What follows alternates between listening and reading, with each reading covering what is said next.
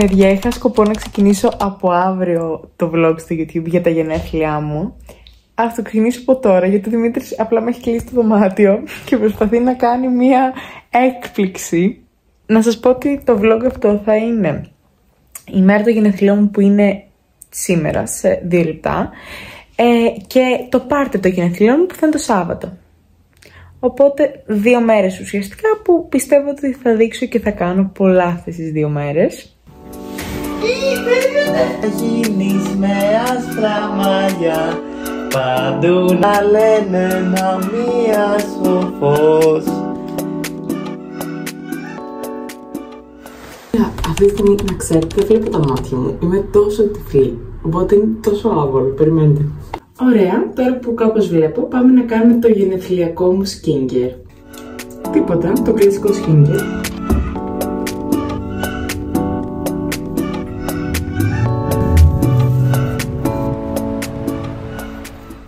Πραγματικά δεν μπορώ να ζήσω χωρίς τους φακούς επαφής μου.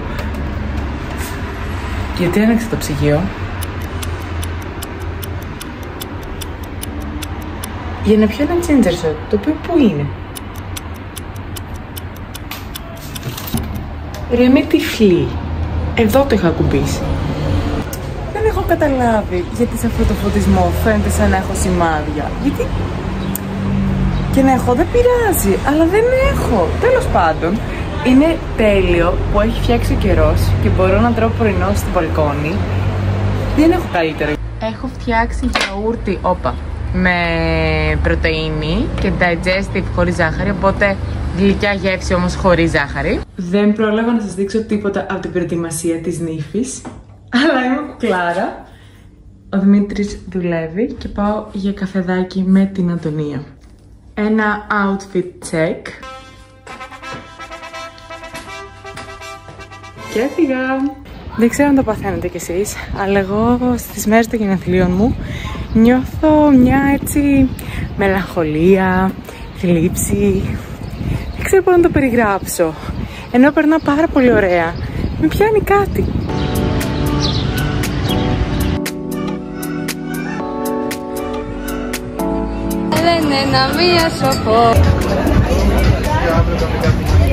Εντάξει, δεν υπάρχει καλύτερο για μένα από το να κάνω για τα γενέθλιά μου μασάζ. Πόσο πριγκίπισσα νιώθω. Πάρα πολύ πριγκίπισσα νιώθω βασικά. Εντάξει, ο Δημήτρης κάνει πρώτη φορά στη ζωή του μασάζ. Και τόσο καιρό που τον παρακαλάω δεν θέλει να πάμε, γιατί δεν έχει κάνει ποτέ ξανά. Τώρα που θα κάνει θα μου ζητάει κάθε εβδομάδα. Στοίχημα. Γεια σας. Για πες εντύπωση. Πολύ ωραία. Δεν ήθελα να σηκωθώ.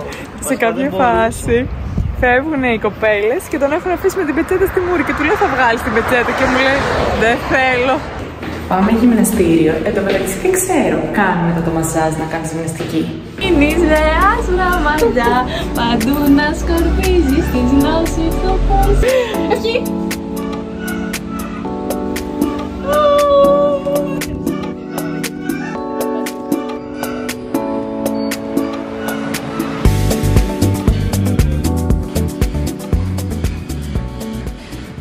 Μόλις γύρισα στο σπίτι, ο Δημήτρης έχει πάει να δει τον ΠΑΟΚ τη μέρα των γενεθλίων μου. Τέλος πάντων, γιατί εγώ θα βγω με τα κορίτσια για μαργαρίτα και μεξικάνικο. Θα πάμε Fridays, αγαπάω Fridays. Έχω 1 ώρα να ετοιμαστώ, δεν θα κάνω και κάτι τρελό.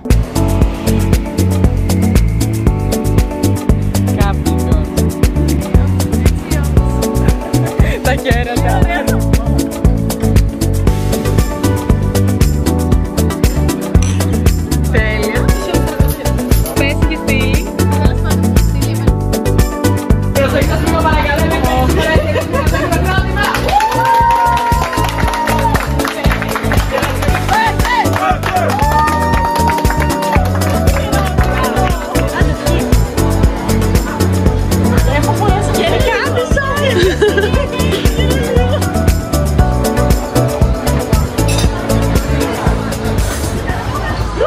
Νιώθω ακραία τύψης, γιατί δεν ξέρω τώρα αν υπερβάλλω. Βασικά, όχι, έχω δίκιο που νιώθω τύψης, ρε φίλε. Είμαι πάρα πολύ κακιά και αυτό που έκανα.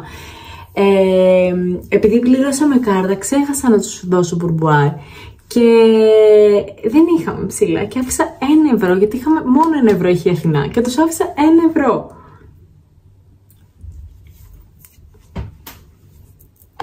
Αυτά. Τα λέμε το Σάββατο, βασικά στο επόμενο κλιπ για εσάς, τις επόμενες 4 μέρες για μένα. Φιλάκια. Μπαλερίνα καπουτσίνα. Μυρί, el amor y cappuccino asesino. Καλημέρα. Σκατά. Καλημέρα! Έχουμε έρθει Lidl με τα κορίτσια για να πάρουμε τα πράγματα των γενεθλίων μου. Εγώ είμαι σαν να δουλεύω στο Zara με αυτό που φορά. Δες λίγο ζωή, δεν ισχύει. Ναι, είναι σαν... Θα πάρουμε καρότσια. Τι λες μωρή, πού είναι τα καρότσια? Μετά πρέπει να μαζέψουμε και λουλουδάκια γιατί θα κάνουμε στεφάνια. Οπότε θα βγούμε και στους αργούς. Πού θα βγούμε στους αργούς? Κάμπι, πώς λέγονται? Αγρί, όχι. Αγρός. Η αγρή.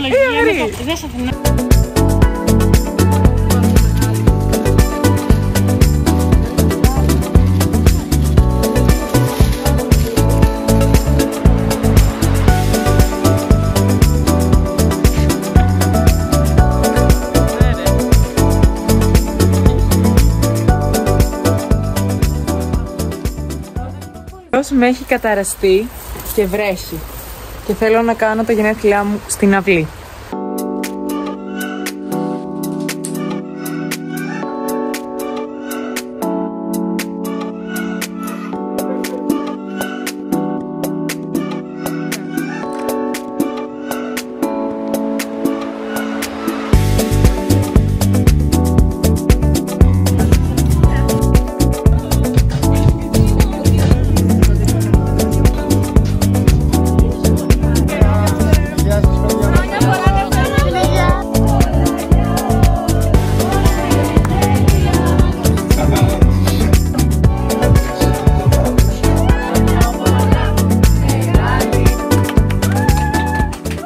Καλημέρα!